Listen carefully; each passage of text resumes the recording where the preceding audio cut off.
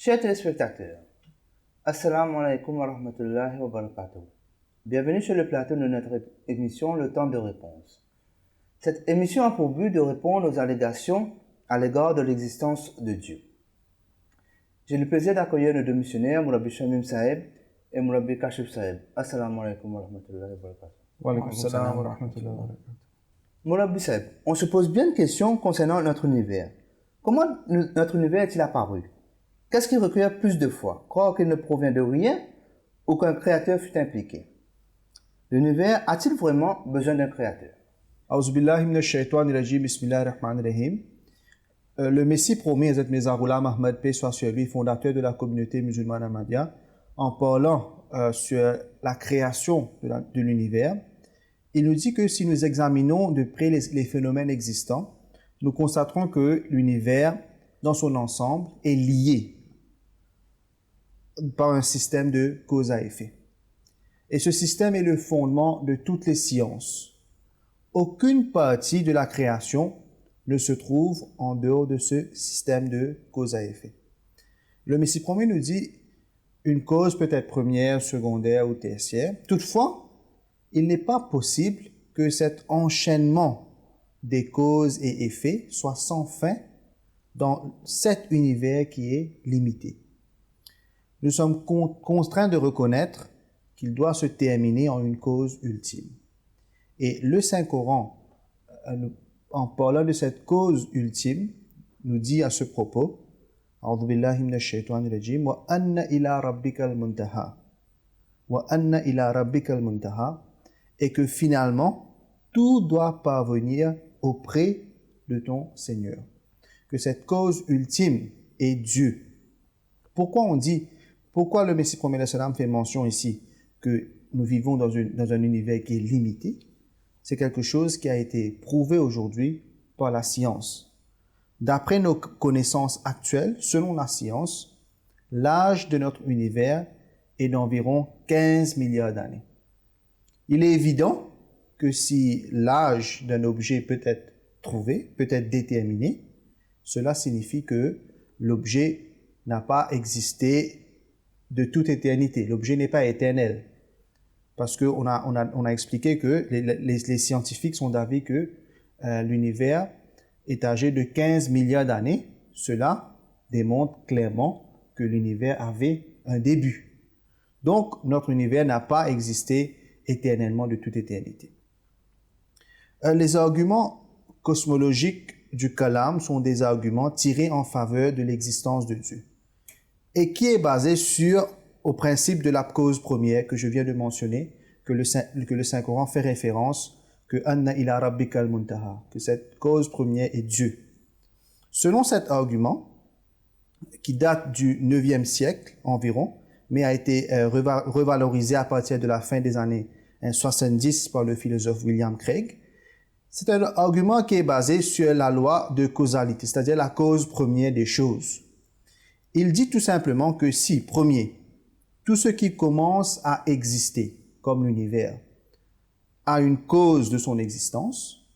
Deuxième, l'univers a commencé à exister, comme on vient de mentionner.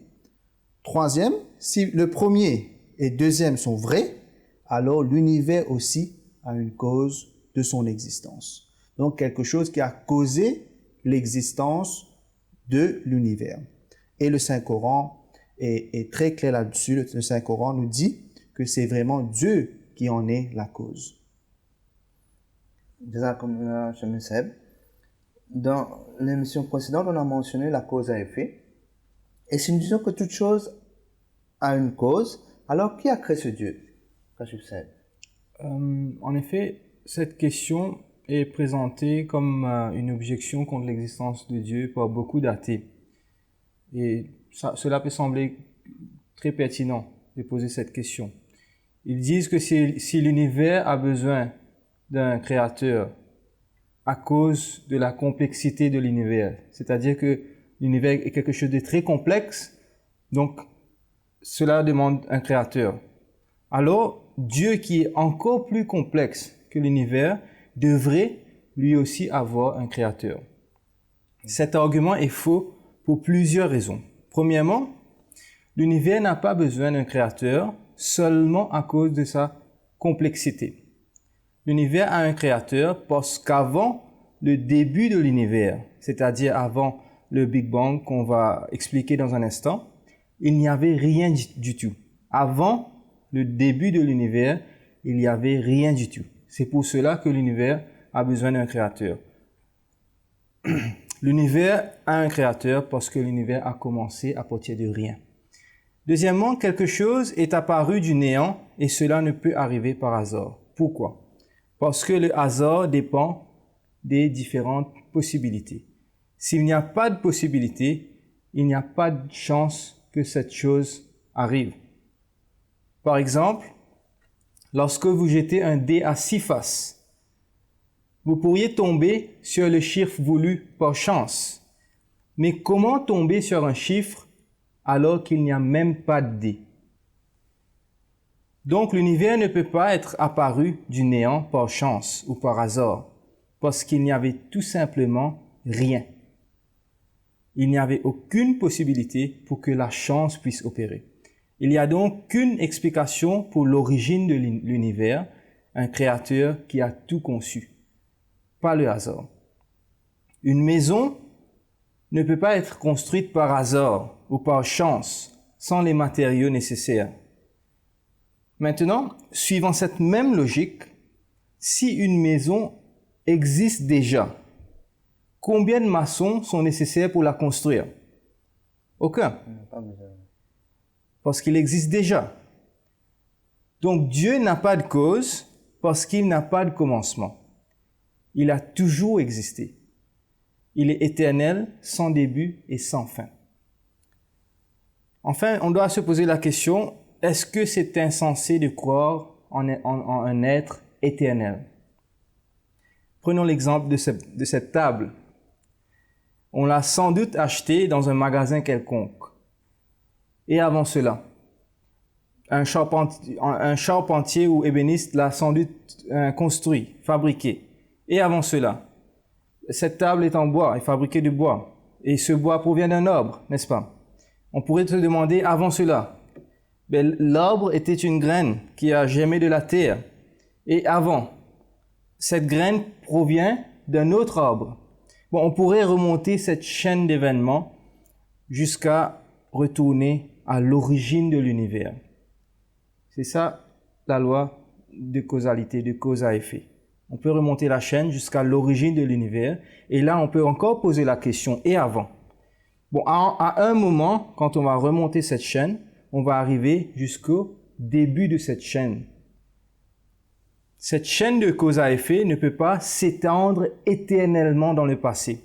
Parce que chaque chose qui commence à exister doit avoir une cause.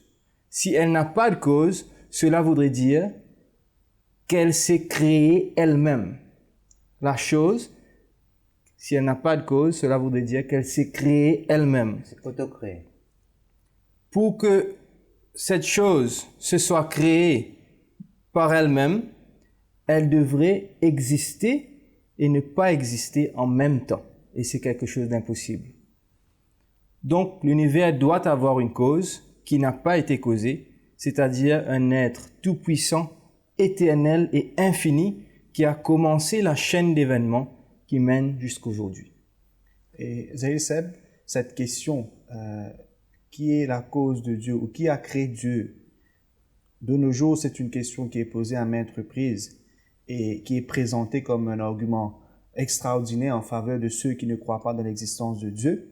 Mais 15 siècles de cela, le saint prophète de l'islam, le saint prophète Mohammed sallallahu alayhi wa sallam, paix soit sur lui, avait déjà fait cette prophétie qu'un jour arrivera où les gens commenceront à questionner toutes choses qui sont autour d'eux et ils vont même se demander si Dieu a créé l'univers, mais qui a créé Dieu?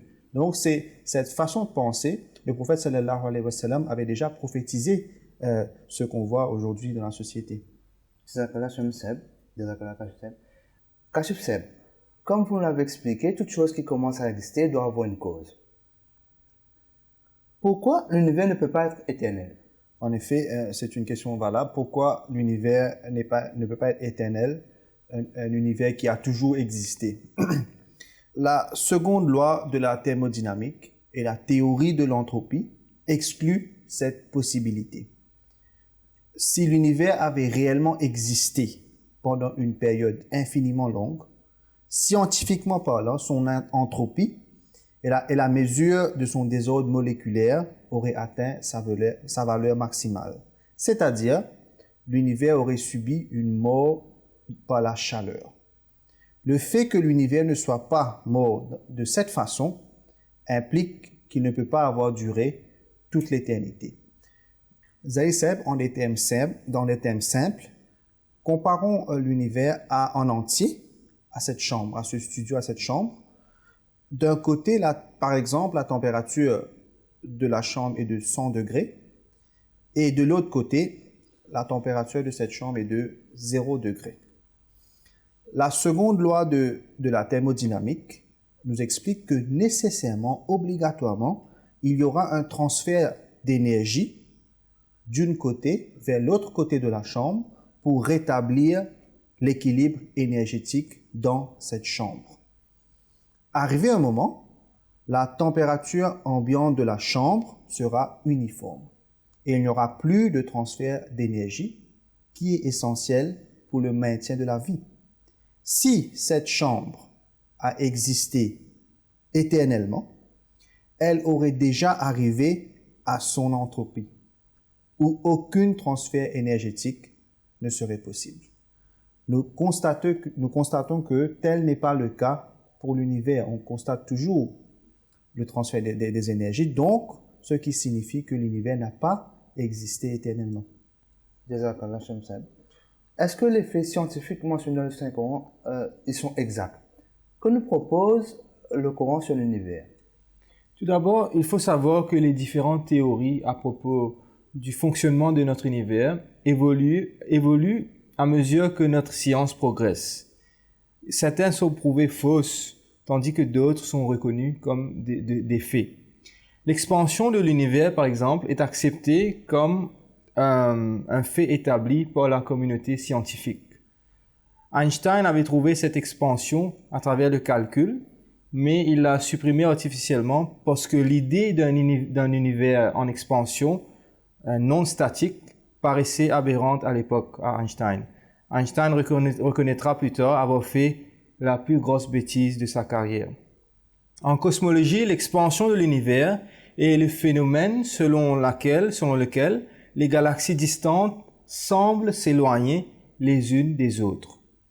Cet éloignement, que l'on peut naïvement interpréter comme un mouvement des galaxies dans l'espace, s'interprète de façon plus exacte par l'élargissement de l'espace lui-même.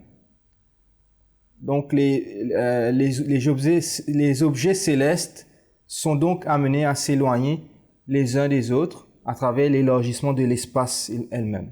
Ce mouvement d'expansion ne s'accompagne pas d'une variation de taille de ces objets de l'univers. Quelle que soit leur taille, elles s'éloignent tous de la même vitesse. Donc, une galaxie située à une distance donnée s'éloigne de la nôtre à la même vitesse, quelle que soit la direction où elle se trouve. Et il en est de même pour tout observateur qui serait situé dans une autre galaxie. Il existe donc une relation entre la vitesse d'éloignement des galaxies et la distance qui nous sépare d'elles. Et cette loi est connue sous le nom de la loi de Hubble, du nom de son découvreur, le scientifique Edwin Hubble, qui a découvert cela en 1929. Maintenant, vous m'avez demandé que nous dit le Saint-Coran à propos de l'univers. Plus de 13 siècles avant cette découverte d'Edwin Hubble, Dieu avait déjà mentionné dans le Saint-Coran que l'univers était en expansion. Dans le verset 48 du chapitre 41, Allah nous dit, A'udzubillahi minash shaitanir rajim, was-samaa'a banaynaha bi'aydin wa inna lamusi'un. Et de nos pouvoirs, nous avons construit le ciel et assurément, nous continuons à l'étendre. Ce verset, comme tant d'autres, prouve que premièrement, le Saint-Coran est la parole révélée de Dieu, car l'humanité n'avait pas les moyens d'observer et de mesurer les objets célestes avec une telle précision plus de 13 siècles de cela. Deuxièmement, cela prouve que les enseignements de Dieu ne sont pas en contradiction avec la science. Et troisièmement, que bien au contraire, la parole de Dieu est une vérité absolue, alors que les théories scientifiques peuvent évoluer ou être réfutées. Après avoir découvert l'expansion de l'univers, la science a fait encore beaucoup de progrès concernant l'origine même de l'univers. Et une des conséquences naturelles de l'expansion de l'univers est que l'univers était plus dense, donc plus chaud par le passé. Et le concept du Big Bang, qui affirme qu'une telle époque dense et chaude a effectivement existé dans le passé de l'univers, en est la conséquence la plus connue. La conséquence de l'expansion de l'univers est bien évidemment le Big Bang. Cette théorie qui est présentée par la majorité des scientifiques comme la meilleure explication des premiers instants de l'univers doit sans doute être attribuée au Russe Alexander Friedman, qu'il avait proposé en 1922, 5 ans avant l'astrophysicien Georges Lemaître. Sa théorie, c'est-à-dire la théorie du Russe Alexander Friedman, ne fut cependant définitivement établie qu'en 1965, avec la découverte, selon les termes de Georges Lemaître, le fond diffus cosmologique, l'éclat disparu de la formation des mondes, qui attesta de façon définitive la réalité de l'époque dense et chaude de l'univers, c'est-à-dire le Big Bang. Selon cette théorie, il y a environ 13,7 milliards d'années de cela, l'univers est sorti d'un état fortement comprimé et extrêmement chaud, puis il s'est rapidement refroidi et s'est étendu. La théorie du Big Bang nous présente un moment à l'origine de l'univers où les physiciens appellent une singularité ou un trou noir, à laquelle ni l'espace ni le temps n'existent. Et à ce moment-là, les lois de la physique s'effondrent tous. En termes simples, la théorie du Big Bang est qu'au début, l'univers était une sphère microscopique de densité énorme qui a explosé et s'est étendu rapidement pour former l'univers qu'on connaît aujourd'hui. Et extraordinairement, Dieu, le Tout-Puissant, nous en a informé dans le Saint-Coran plus de 13-14 siècles de cela. Dans le chapitre 21, le verset 31, Allah nous dit « Awalam yara alladhina kafaru anna as-samawati wal arda kanata ratqan fafataqnahuma » Les mécréants ne voient-ils pas que les cieux et la terre étaient une masse fermée et qu'ensuite nous les avons séparés? Il est pertinent de noter dans ce verset que ce verset s'adresse spécifiquement aux non-croyants, alladhina kafaru, ceux qui n'ont pas accepté le prophète de l'islam, impliquant que peut-être le secret mentionné dans ce verset coranique serait dévoilé par eux, c'est-à-dire ceux, pas les musulmans, qui sera pour eux bien sûr un signe de la véracité du Coran. Donc revenons vers le verset et les mots qui ont été utilisés dans ce verset. Les mots ratqan. Dans le verset, Allah Ta'ala dit awalam yara alladhina kafaru anna as-samawati wal arda kanata ratqan. Les mots ratqan et fafataqnahuma. Ratqan signifie dans la langue arabe une masse fermée et fataqnahuma, nous les avons ouverts. Et ces deux mots portent le message fondamental du verset. Le lexique arabe donne deux significations du mot ratqan qui sont très pertinentes au sujet de notre discussion, c'est-à-dire la Big Bang. L'une des significations est la rencontre de quelque chose et leur fusion éventuelle en une seule entité. L'autre signification est l'obscurité totale. Et ces deux significations sont très pertinentes. Prises ensemble, elles offrent une description très exacte de la singularité ou du trou noir, comme l'est présenté aujourd'hui par les scientifiques. D'accord. Est-ce que la science nous décrit ce qui s'est passé avant le Big Bang? Non, la science est l'étude de la création et des lois de la nature. Il n'y avait ni univers, ni espace, ni temps, ni loi de la nature avant le Big Bang. Il y a deux façons d'expliquer la cause de quelque chose. Le premier est en termes de loi scientifique et le second est l'explication personnelle. Par exemple, si quelqu'un demande pourquoi l'eau est-elle en ébullition, nous pourrions dire la chaleur de la flamme est conduite à travers le fond de la bouilloire vers l'eau, transmettant ainsi de l'énergie aux molécules, de sorte qu'ils sont expulsés sous forme de vapeur. Ou nous pourrions tout simplement dire « je fais chauffer l'eau pour faire une tasse de thé ». Ces deux explications sont vraies et l'un n'exclut pas l'autre. Cependant, l'un est de nature scientifique et l'autre est de nature personnelle. Le début de la création de l'univers ne peut pas avoir d'explication scientifique, car comme je viens de le dire, il n'y avait rien avant. Aucune loi scientifique n'existait. La seule autre explication est que le Créateur est celle du Créateur et de sa volonté, c'est-à-dire l'explication personnelle comme je viens de le mentionner.